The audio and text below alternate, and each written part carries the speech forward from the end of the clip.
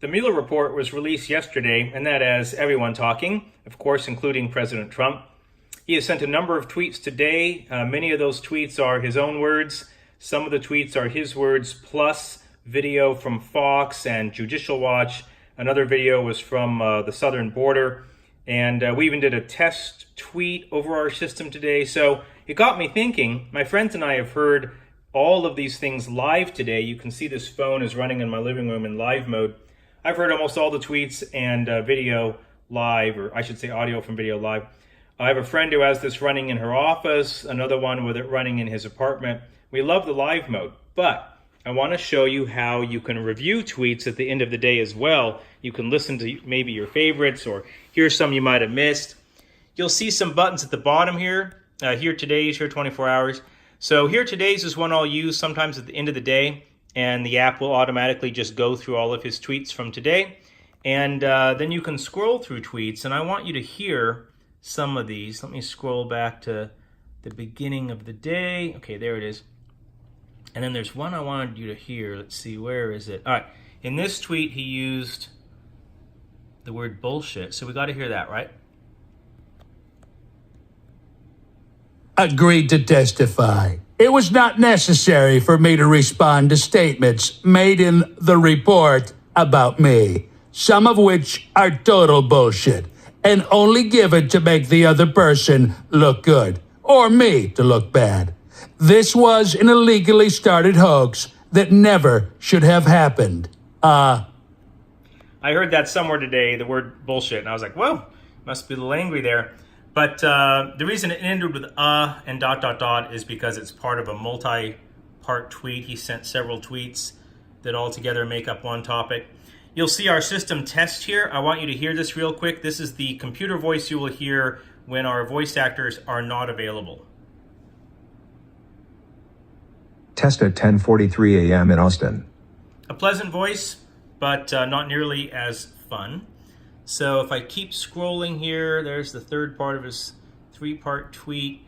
Here is Judicial Watch. That actually has an interview attached. I think it goes for maybe a minute or two. A good interview, but I want to keep this kind of short. Something here about Washington Post and New York Times. And let's see, what was this one? Something about the DNC. Here we go. So here's a tweet that has something from Fox. I want you to hear that one.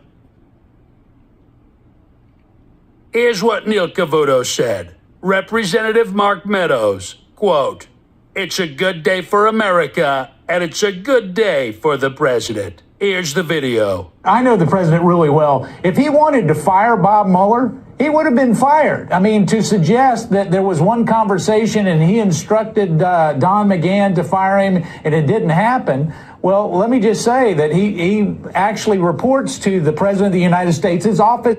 So you get the point. I heard that earlier while I was here in my living room doing some stuff.